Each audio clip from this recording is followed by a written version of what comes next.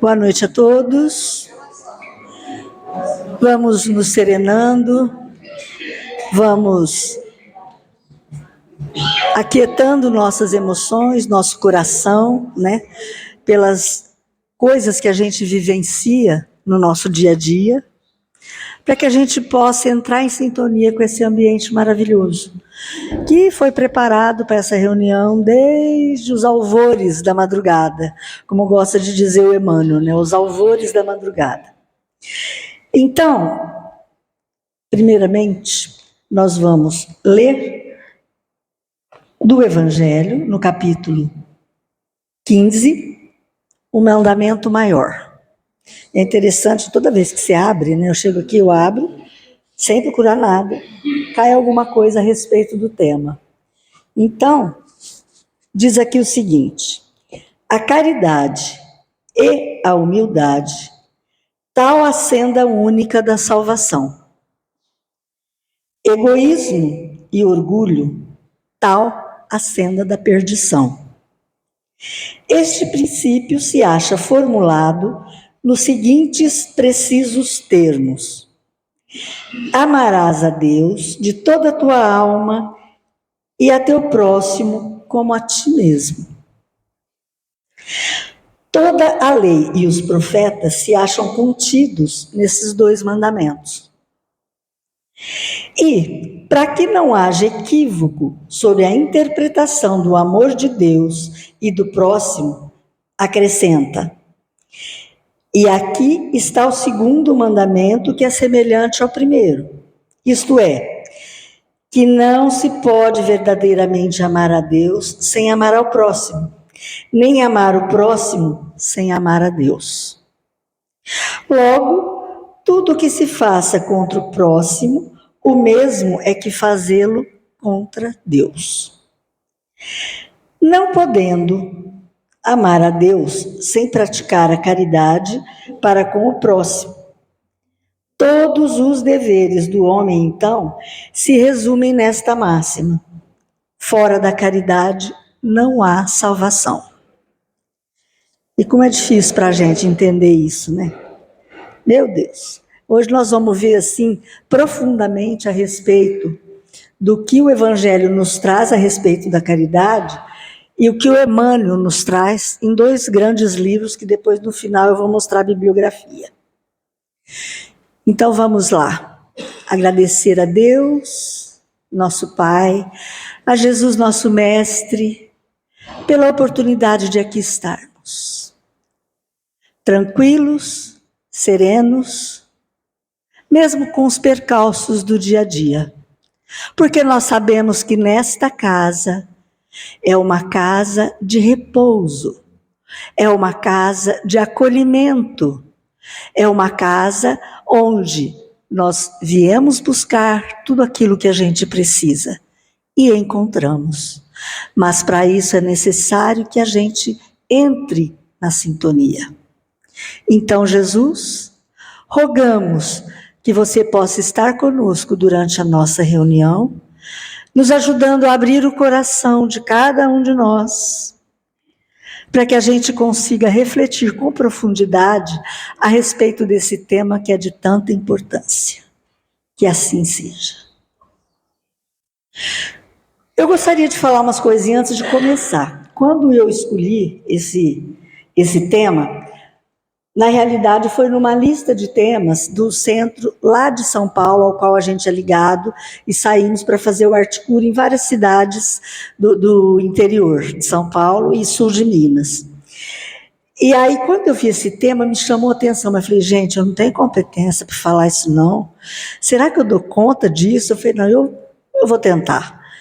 E aí, coloquei meu nome lá para fazer isso. E ontem, eu falei, lá na EDR. Mas, há 2 domingos atrás, sem ser domingo agora, no passado, eu aproveitei e falei no nosso Articura também. Porque esta é uma lição que nos chama muito a atenção para o nosso fazer, para aquilo que a gente quer para nós, para aquilo que a gente quer para as pessoas que nos rodeiam. Tá? Então, vamos lá. É interessante a gente pensar o seguinte, que antes de Jesus, a caridade parece que era desconhecida. Porque os monumentos das civilizações antigas, eles não mostram e não se reportam a essa virtude tão divina. Por exemplo, os destroços do palácio de Nabucodonosor, que era o imperador da Babilônia, né, da grande Babilônia, dos jardins suspensos, que ficaram marcados na história como uma maravilha. No solo em que se erguia essa grandeza babilônica, esses palácios falam somente de Fausto, de poder, né, de orgulho e de poder mesmo. Nada nesses palácios, né, nesses monumentos magníficos que até hoje são visitados, mesmo estando grande parte deles em ruína, mas a curiosidade do ser humano é essa, vamos lá ver como é que foi, como é que viviam essas pessoas, e se a gente aprofundar, a gente chega a essa conclusão. Não se falava em caridade, só se falava em opulência, em riqueza, em Fausto, em poder. Se a gente for para o Egito Antigo, aquele glorioso Egito, né, as pirâmides não se referem em nada à compaixão. Muito pelo contrário, para esses monumentos fantásticos serem erguidos lá naquela época, foi sob o sangue de muito escravo. Tem muito escravo que morreu e ficou preso no meio dessas pedras gigantescas. Porque eu fico pensando, meu irmão é engenheiro, né, Celso? Para levantar um prédio hoje, você tem uma série de instrumentos, de condições que facilitam, né? Inclusive aqueles prédios altíssimos, as pontes e tudo. Imagina levantar um monumento desse no lombo de pessoas. Isso é caridade? Não. Por quê? Esses monumentos eram só para preservar o Fausto e a riqueza, né, de todos aqueles que eram os governantes da época. Que inclusive eram enterrados junto com as suas riquezas. Por isso, muitas vezes, nos filmes, o pessoal tenta entrar para roubar, aquela coisa toda.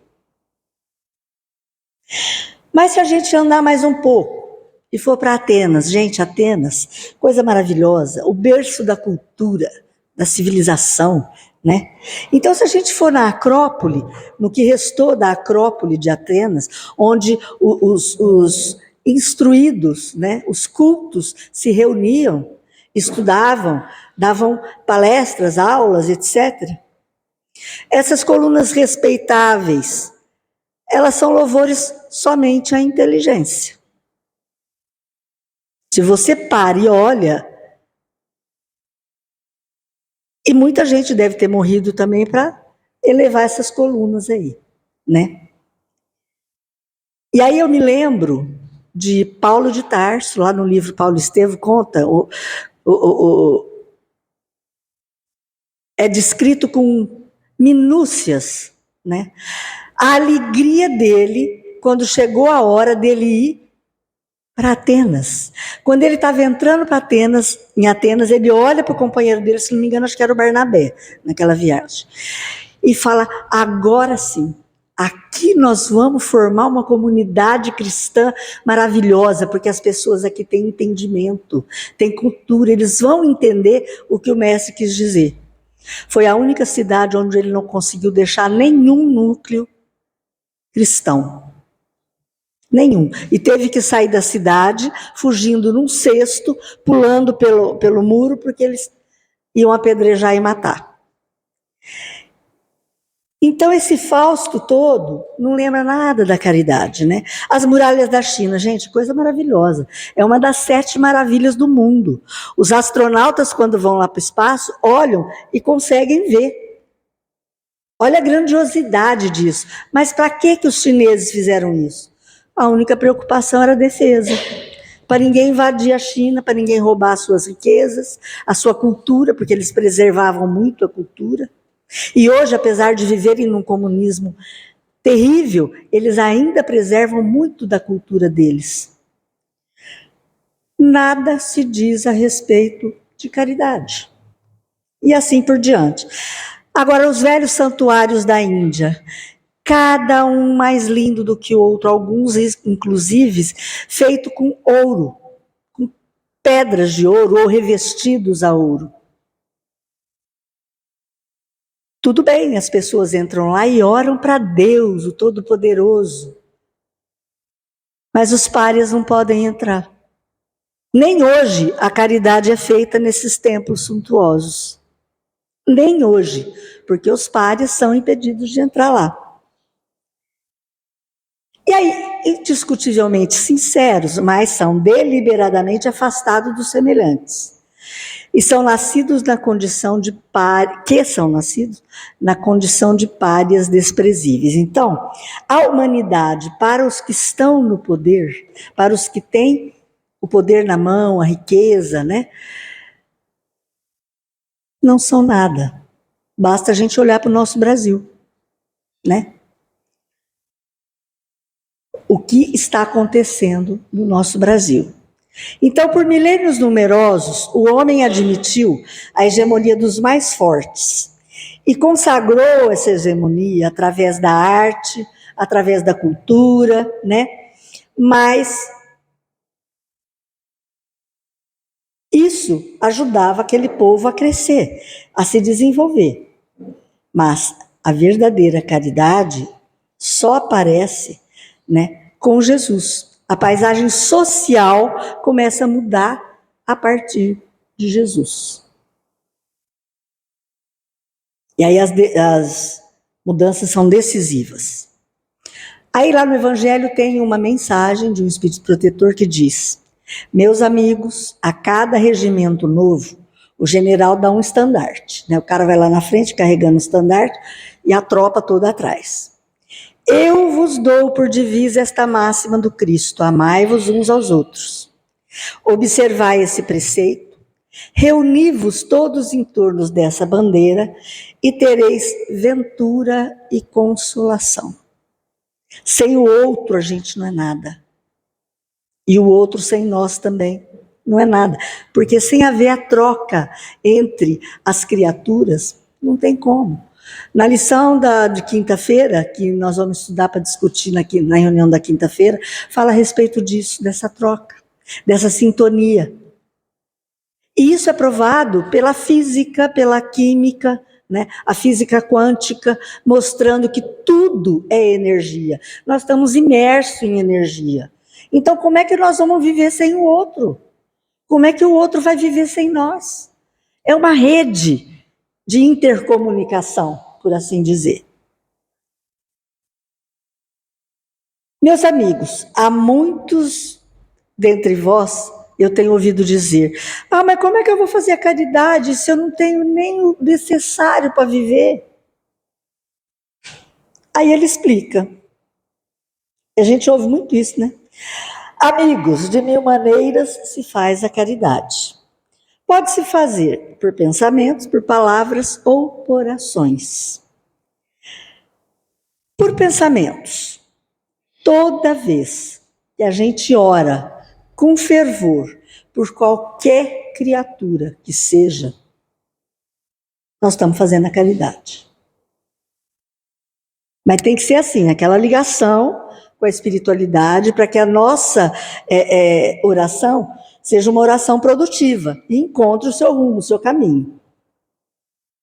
Por palavras, no acolhimento aos irmãos. Por exemplo, esta casa. Eu falei na prece. Esta é uma casa de acolhimento. Qualquer casa onde se estuda Jesus, onde se estuda, busca por algum tipo de espiritualidade, tem que ser uma casa de acolhimento. Então, como é que nós podemos deixar de lado algumas pessoas que não são dignas, por exemplo, de entrar aqui? Pior do que isso, tem gente que, dentro do próprio espiritismo, que acha que a assistência social nos centros espíritas é o maior erro do espiritismo. Cadê Jesus? Cadê a casa do caminho? Né? Se a gente parar para pensar na história, é um retrocesso que não tem tamanho. E por ações, por doação material e por atenção. Não adianta nada eu ir lá, atender a pessoa, vou fazer uma visita na favela e tal, se eu não ouvir essa pessoa, se eu não deixar ela falar, eu tentar entender o que ela está querendo dizer, o que ela está passando. Não adianta lá eu ir lá, levar a cesta básica, então fica com Deus. Fica com Deus. Eu sou estabanado demais. Fica com Deus e vai embora. Não adianta nada, né? A atenção é o acolhimento em qualquer lugar, em qualquer situação. Agora, o que dizer das crianças? Nesse país que nós vivemos, quantas crianças existem na rua, ou mesmo que não estejam totalmente na rua, mas vivem em lares totalmente destruídos. Mães e pais drogados ou presos, irmãos presos também. Que exemplo essas crianças têm? De vida, para formar um caráter, para melhorar esse espírito que ganhou essa encarnação. Então, quem tiver acesso a qualquer uma dessas crianças, né? Olha só o que ele diz. Deus vos vê, meus caros pequenos, e não vos canseis de repetir essas palavras para as crianças, porque elas acabarão por germinar nessas inteligências infantis, e em vez de vagabundos, fareis deles homens. Quer dizer, não somos nós que vamos fazer, né? Eles é que vão ter que dar o passo, mas se não tiver o apoio que é necessário, não vão conseguir. Isso é caridade. Para mim é uma das maiores caridades, cuidar da infância. E dos idosos inválidos também. Deus, em sua misericórdia infinita, vos pôs no fundo do coração uma sentinela vigilante. Isso o Espírito já falando para a gente, né? E essa sentinela é a nossa consciência. É o que a gente costuma dizer que é a centelha divina dentro de nós. Então a gente precisa parar de vez em quando e falar, meu Deus, vamos lá, me ajuda aqui, deixa eu raciocinar. Como é que eu faço isso? Como é que eu devo proceder em tal situação? Porque a gente, se fizer isso com o coração e buscando a atenção dos mentores, a gente tem a resposta.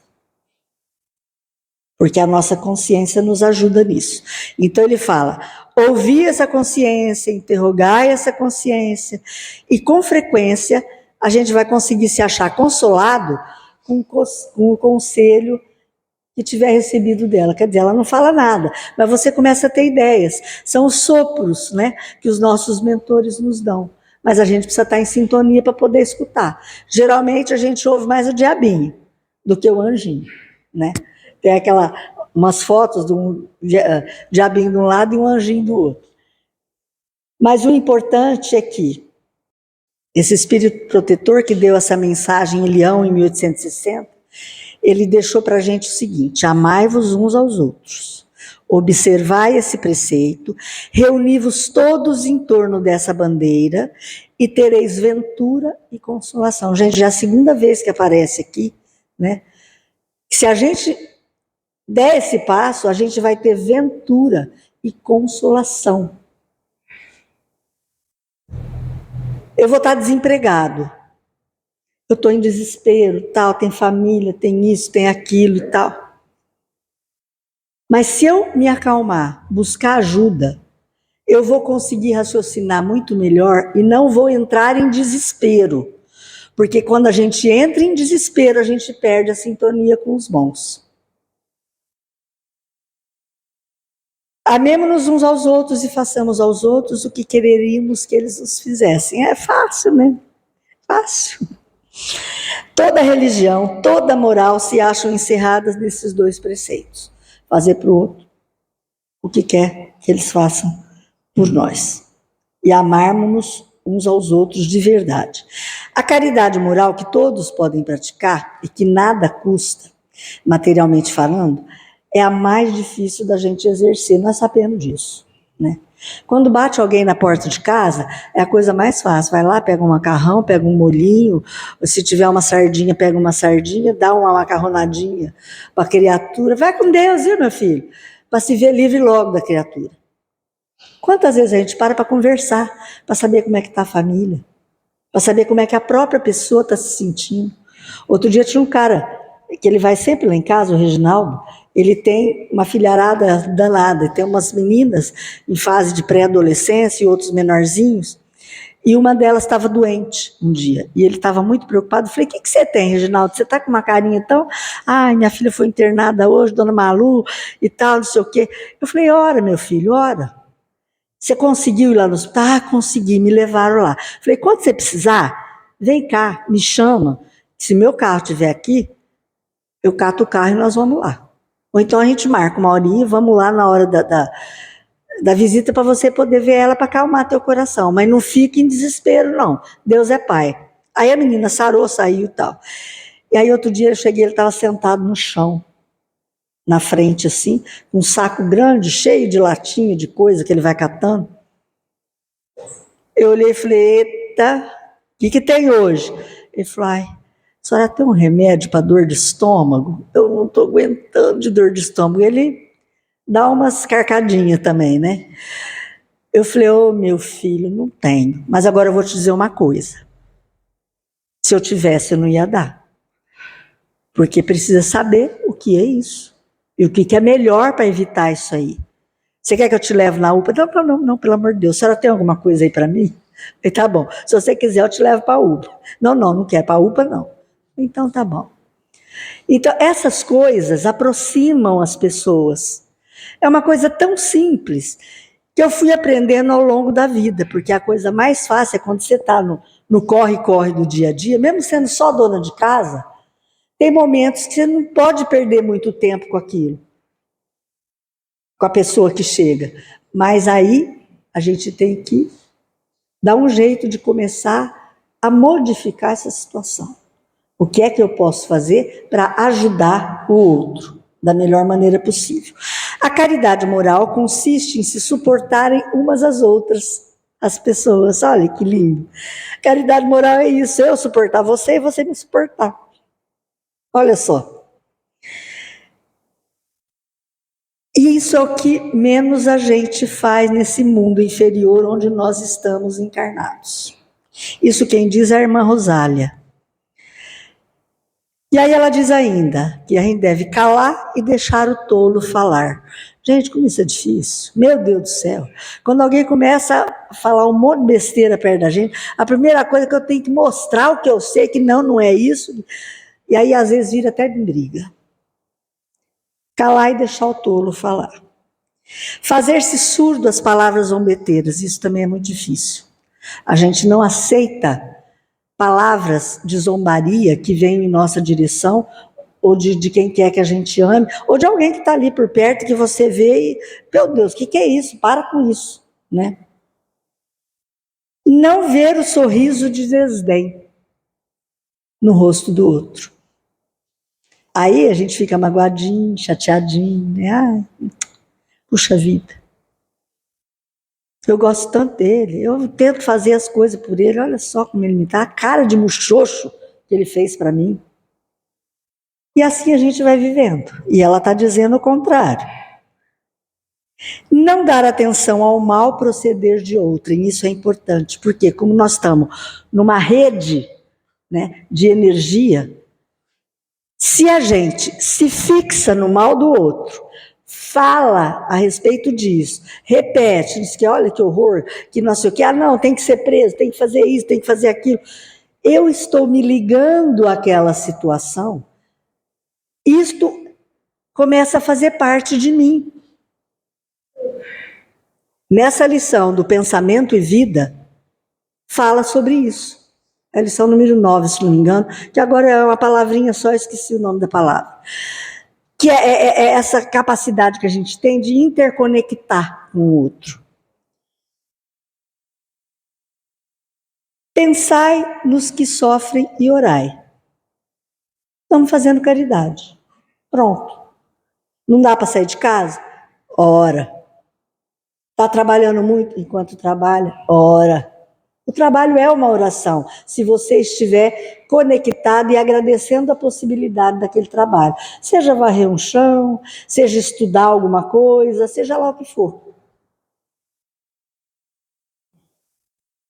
Quando mesmo, aqui agora já é Emmanuel, lembrando Paulo, quando mesmo eu tivesse a linguagem dos anjos, quando eu tivesse o dom da profecia, que penetrasse todos os mistérios, quando tivesse toda a fé possível, até o ponto de transportar montanhas, se eu não tiver a caridade, eu não sou nada. Gente, olha só o que o Paulo nos diz. É que a caridade está ao alcance de toda a gente, do ignorante e do sábio, do rico e do pobre, e independe de qualquer crença em particular. Paulo ainda faz mais, ele define a verdadeira caridade e ela mostra não só como uma beneficência, não só doar a alguém, não só ajeitar as feridas de alguém, dar um remédio para, não é só isso, né? Como também um conjunto de todas as qualidades que nós temos no coração, a maneira como a gente se aproxima do outro. Isso é caridade. Então, na bondade e na benevolência para com o próximo, independente de qualquer crença que se tenha. Nas soluções aos problemas da caridade, nós não podemos olvidar a beneficência do campo mais íntimo, do meu campo íntimo, que tanta vez a gente deixa a indiferença. Porque se eu deixo o meu campo íntimo sem analisar ele, sem tentar modificar o que eu preciso modificar, como é que eu vou conseguir penetrar o campo íntimo do outro para tentar ajudar como eu puder? Não tem jeito. Parece tudo tão fácil, né? Então ele fala lá, pregar a fraternidade e fazer, viver em fraternidade. Esclarecer os espíritos conturbados e sofredores. Aí fala, não, mas eu não sou dirigente de reunião espírita, de reunião mediúnica, eu não sou esclarecedor de reunião... com quem você conversa. É um espírito, está encarnado, mas é um espírito. Então a gente tem que esclarecer, conversar, tentar entender, né? Auxiliar e erguer abrigos de ternura. Essa aqui me pegou pelo pé. Porque eu fiquei pensando, meu Deus do céu, é complicado mesmo, porque a maioria pode até dizer, gente, eu não tenho nem casa própria, como é que eu vou erguer abrigo de ternura para acolher criancinha, velhinho? Não tem como. Mas quem falou que o abrigo de ternura é só parede? A gente pode ajudar uma família que está em dificuldade, para fazer daquela casa, daquela convivência, um abrigo de ternura. E não o desajuste para desajustar aqueles serizinhos que ainda estão criança, né? Mas estão numa encarnação e têm uma tarefa a cumprir. Espalhar e exemplificar a doutrina e a paz. A doutrina da paz, que é a doutrina de Jesus. Ceder aos necessitados daquilo que retém, daquilo que você guarda. Não está falando de você comprar nada novo para ninguém. Mas tem tanta coisa que a gente guarda e se apega àquilo, aí depois quando desencarna não consegue soltar, né? Aí fica, ai meu Deus, que desespero. A gente criou a situação. Agora, nessa questão de espalhar e exemplificar a doutrina de paz, o exemplo é uma coisa impressionante. Então, tem vários exemplos, só que o tempo já se esgotou. Essa aula é grande, porque lá na EDR, né, para o qual essa aulinha foi feita, não é só meia hora, é 45 minutos. Então, você tem 15 minutos a mais. Então, aqui eu estou tendo que galopar. E eu adoro falar. Dá, porém, de ti mesmo aos semelhantes. E aí, lá no livro Religião dos Espíritos, na lição 5, o Emmanuel diz, recebe as sugestões de amor no coração, buscando-as primeiramente nos escaninhos da própria alma. Então aí nós vamos sentir, nós todos, a indizível felicidade que se derrama da felicidade que a gente vem a propiciar para o outro. Se eu fizer o outro feliz, eu vou receber um monte de coisa que me deixa feliz também. E por fim, a alegria sublime que foge ao alarde dos homens para dilatar-se no silêncio de Deus. Essa alegria, gente, a gente sente no íntimo, não é postando na rede social, tá? E para que a gente finalize as nossas reflexões, vamos voltar ao Paulo. Eu adoro essa figura, esse quadro aqui, mostrando a catarse que o Saulo de Tarso teve, né? Quando ele cai do cavalo na estrada de Damasco, e aí vê aquela luz forte, e aí uma voz fala para ele, Saulo, Saulo, por que me persegues? Ele fala, mas quem sois vós? Aí Jesus responde, Saulo, eu sou Jesus.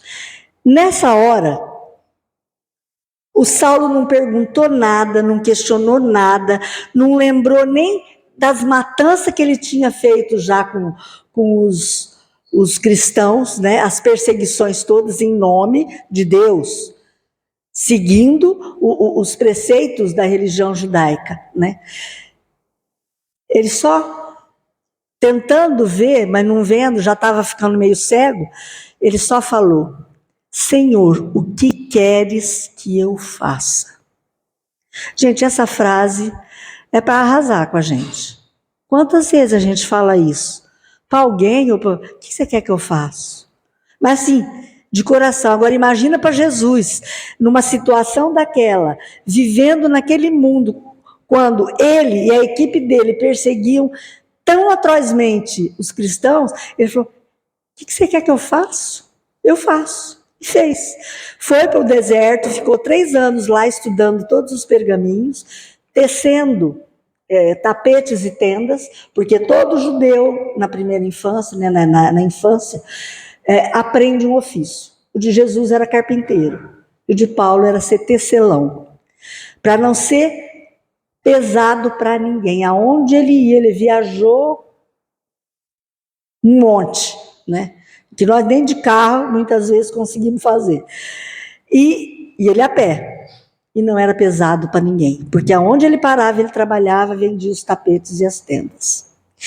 Então, gente, ele diz assim para a gente, agora, essas 3 virtudes, isso aqui é na carta, na primeira epístola aos Coríntios, é quando ele fala também daquela história que, se eu não tiver a caridade, eu nada sou, etc., que foi falado lá atrás. Agora, estas 3 virtudes, a fé, a esperança e a caridade, permanecem, quer dizer, elas devem permanecer conosco. Mas, dentre elas, a mais excelente é a caridade. Se não tiver a caridade, não se tem esperança e a fé já voou. Coloca assim, sem equívoco, a caridade acima da fé. É uma lição grande, não é tensa, é cheia. Exatamente. E que a gente precisa pensar muito a respeito disso. Por isso, quem quiser, pesquise. No Evangelho, capítulo 13, itens 9 e 10. Capítulo 15, 6, 7 e 10. Do livro Roteiro, a lição 16. E do livro Religião dos Espíritos, a lição número 5. É só abrir o livro, olha lá, vê no índice o que você acha, onde tem caridade, para aprofundar esses conceitos, que é uma coisa que a gente precisa muito, muito, muito, muito.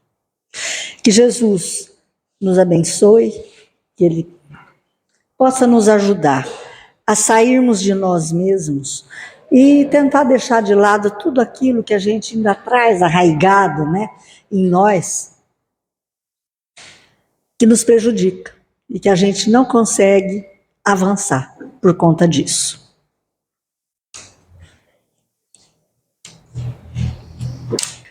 Senhor Jesus, gratos somos por tudo o que viestes fazer neste nosso mundo tão pequeno, tão desequilibrado.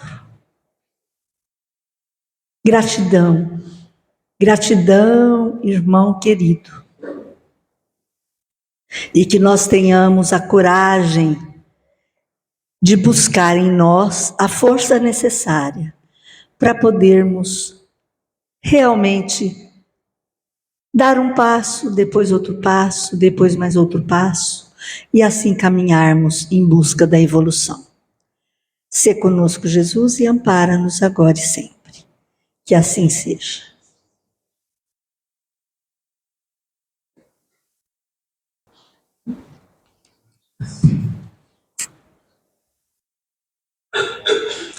É com o coração cheio de alegria e muita esperança que vamos chegando ao final desta nossa reunião, onde tanto recebemos e também um pouquinho doamos de nós mesmos para aqueles espíritos que aqui vieram para tratamento.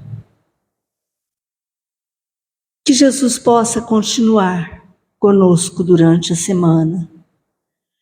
Que nós possamos, em cada momento da nossa vida, principalmente aqueles onde a turbulência for maior, a dificuldade aparecer, nos lembrarmos de todas essas maravilhas que recebemos na noite de hoje, através das lições do Evangelho e da palavra do nosso querido Emmanuel.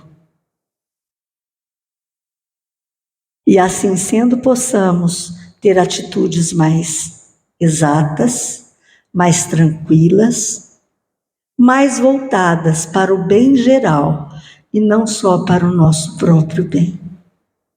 Sê conosco, Jesus. Ampara-nos na nossa indigência espiritual. Sê conosco, agora e sempre. Que assim seja.